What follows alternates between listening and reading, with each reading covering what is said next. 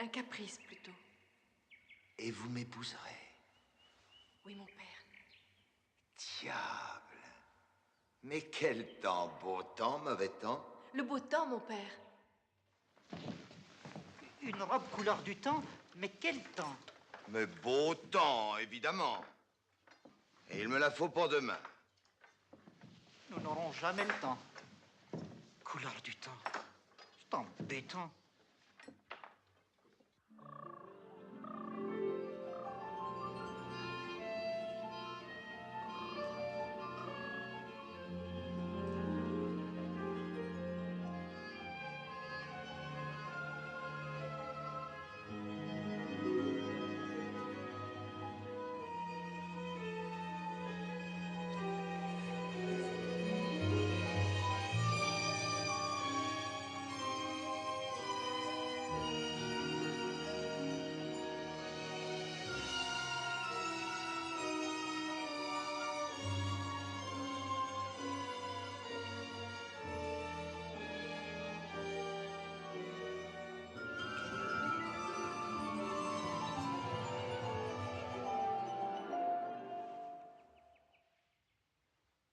Il a réussi. C'est terrible. Montrez-vous que je vous vois.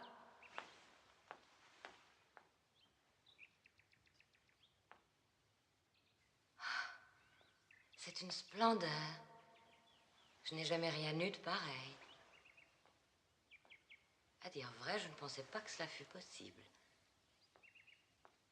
Pour réussir un tel prodige, il faut que son amour soit grand. Qu'allons-nous faire?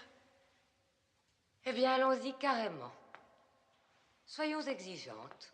Demandez-lui une robe plus brillante, moins commune. Une robe couleur de lune. Nous verrons bien.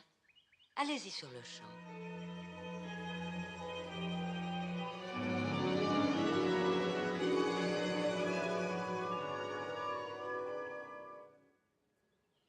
Couleur de lune? Oui, mon père. C'est-à-dire qu'il soit plus brillante et moins commune. Mais celle-ci vous va comme un gant. Je la trouve, comment dire, bien ordinaire. Je n'ai pas voulu vous déplaire. Couleur de lune, dites-vous? Oui, mon père.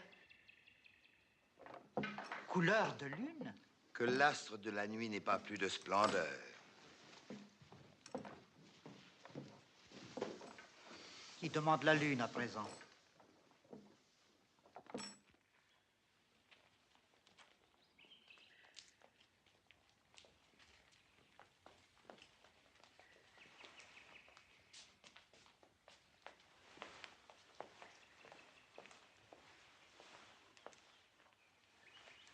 Comme cette robe est belle et comme mon père est bon. Au fond, je me sens pleine d'amour et prête à l'épouser. Cela ne se peut. Mais il est si gentil. Impossible. Tiens, j'ai encore déchiré ma robe en entrant. Comme c'est triste. C'est peut-être triste, mais c'est comme ça. De toute façon, quelque chose ne marche pas. Mon charme n'agit plus. S'userait-il? Un charme peut-il s'user comme un habit? Non, mais il peut faiblir, comme une pile. Une pile? Que voulez-vous dire? Rien. Je vieillis. Mais les faits ne vieillissent pas. C'est vrai, j'avais oublié. Néanmoins, mon pouvoir sur les hommes diminue. Mon charme sur votre père n'opère plus. Je dois avouer, madame, que j'éprouve pour lui une immense tendresse. Ah non, je vous en prie.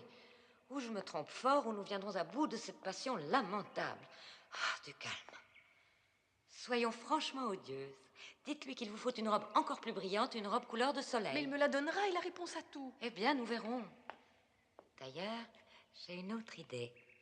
Et je pense qu'il sera un peu surpris par la demande que je vous conseillerais de faire. Qu'avez-vous encore inventé? Écoutez. Oh non, pas cela. Et pourquoi? Oh, c'est abominable. Jamais je n'aurai le courage de lui... Oh, j'aimerais mieux épouser mon père que d'exiger un tel sacrifice. Il faudra pourtant en arriver là.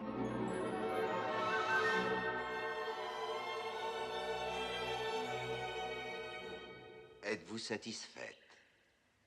À dire vrai, mon père, je ne saurais être contente que je n'ai une robe encore plus brillante et de la couleur du soleil. Que signifie? Celle-ci ne brille-t-elle pas du plus bel éclat?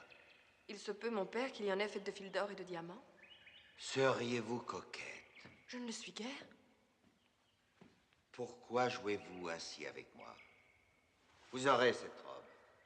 Si vous me dites qu'il s'agit cette fois d'un gage d'amour et non d'un caprice. Ce n'est pas un caprice, mon père.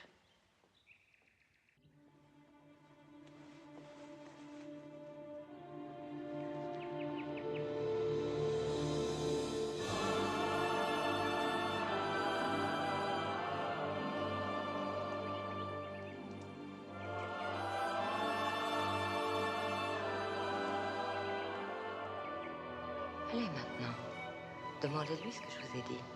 Je ne pourrai pas. Allez, je vous l'ordonne.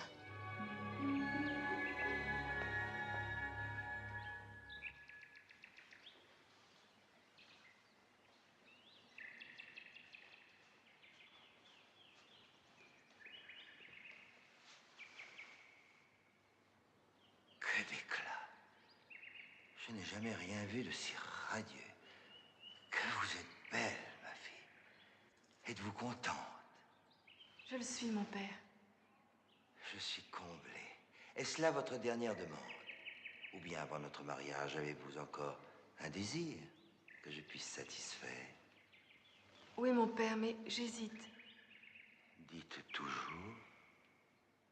J'aimerais la peau de ce vieil âne qui s'ennuie tant, je crois, dans vos écuries. Mon âne banquier. Oui, mon père. Voilà une bien étrange demande qui m'étonne de votre part. Il faudra que quelqu'un vous ait suggéré cette monstruosité. Votre marraine l'a fait, probablement. Qui me déteste tant depuis que... Depuis quand, mon père? Sans importance. D'ailleurs, je me moque de ce que pensent les fées. Et celle-ci plus qu'une autre. Eh bien, si c'est là votre dernier désir avant notre mariage, il sera satisfait. Vous aurez la peau de cet âne, ce soir même.